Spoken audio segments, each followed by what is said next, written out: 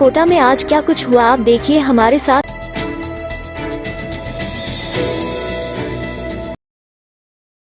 कोटा नगर निगम कोटा दक्षिण की दूसरी बजट बोर्ड बैठक गुरुवार को नगर निगम के प्रशासनिक भवन के सभाकक्ष में आयोजित की गई।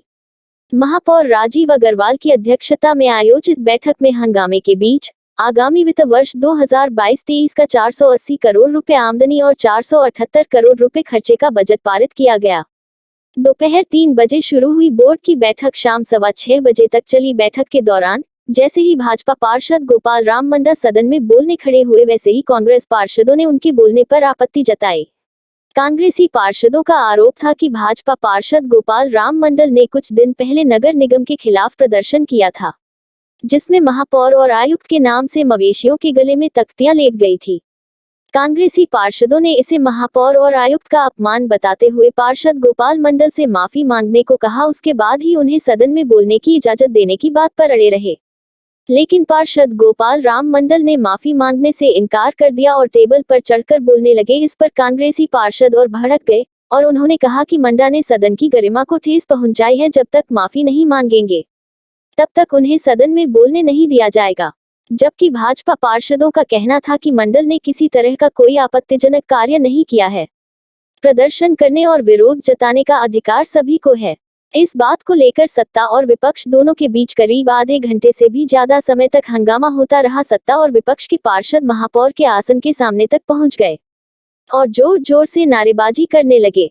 इस बात को लेकर भाजपा पार्षद आसन के सामने धरने पर भी बैठ गए। काफी देर समझाइश के बाद भी जब मामला नहीं बैठा तो महापौर ने दोनों पक्षों की ओर से 4-4 पार्षदों को अपने कक्ष में बुलाया और भाजपा पार्षद को बोलने पर सहमति जताने की बात की। कुछ देर बाद सदन फिर से शुरू हुआ और उसमें भाजपा पार्षद योगेंद्र खींची ने मंडा की ओर से खेद व्यक्त किया, लेकिन उसके बाद भी कांग्रेसी पार्षद खड़े रहे, जबकि महापौर ने भाजपा पार्षद को बोलने देने की बात कही, लेकिन कांग्रेस पार्षदों ने उनकी भी नहीं सुनी। काफी देर हंगामे के बीच मंडल ने अपनी बात कही और कांग्रेस पार्षद चिल्लाते रहे। करीब 1 घंटे बाद सदन में बजट पर चर्चा हुई। इस दौरान भाजपा पार्षद योगेश खींच ने कहा कि पिछले लक्ष्य ही पूरे नहीं हुए तो आगामी वित्त वर्ष में फिर से बजट बढ़ाने का क्या मकसद है।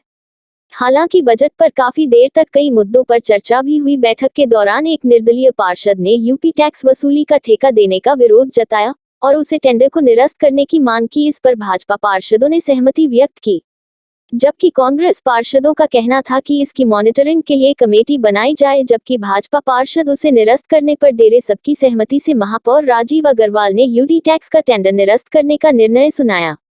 पूरे समय हंगामा ही। बैठक के दौरान भाजपा और कांग्रेस दोनों दलों के पार्षदों ने निगम आयुक्त समेत सभी अधिकारियों पर काम नहीं करने और पार्षदों की सुनवाई नहीं करने के लिए आरोप लगाए।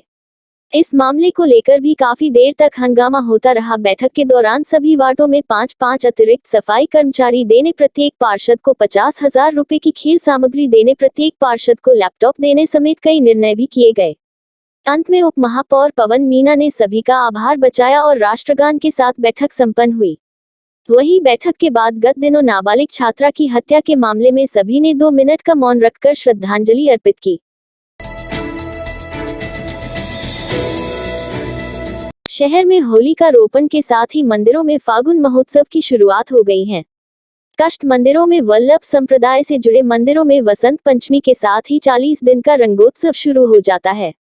शायर के राधा कृष्ण मंदिर, ब्रिजनाथ जी का मंदिर, फूल बिहारी मंदिर में फाग उत्सव की शुरुआत हो गई है। महिलाएं ठाकुर जी को भजनों के माध्यम से रिझा रही हैं। फाल्गुन कृष्ण पक्ष एकम से यहाँ होली के उत्सव की शुरुआत हो गई है। होली का जो महत्व ब्रज की धरती पर है, वही श्री मथुराधीश की नगरी कोटा में भी है।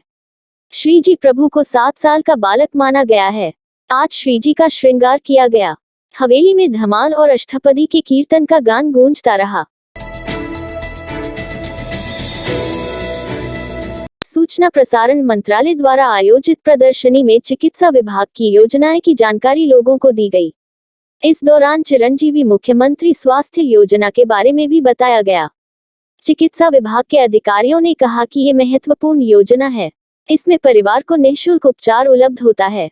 ये योजना निजी और सरकारी अस्पतालों में उपलब्ध है। इसके लिए पंजीयन करवाना होता है, जिसके उपरांत ही परिवार को सुविधा मिलती है। इस रात की सुबह नहीं होती जब तक हाथ में उसकी गर्माहट नहीं होती। चाय का प्याला, अखबार साथ पुराना है, मिट्टी से जोड़ता है। खबरों की खुशबू से सारा घर महकता है। हर रंग में ढला, कहानियों से किस्सों तक ले जाता है बेरोक टोक। देश के हर हिस्से तक ये हकीकत का आईना है, ख्वाबों को सच करके दिखाता है। दैनिक नवज्योति, आपके लिए, आपके साथ। ये थे आज के मुख्य समाचार। विस्तार से जानने के लिए पढ़ते रहिए दैनिक नवज्योति। दैनिक नवज्योति के YouTube चैनल को सब्सक्राइब करें और ताज़ा अपडेट के लिए बेल आइकॉन दबाएं।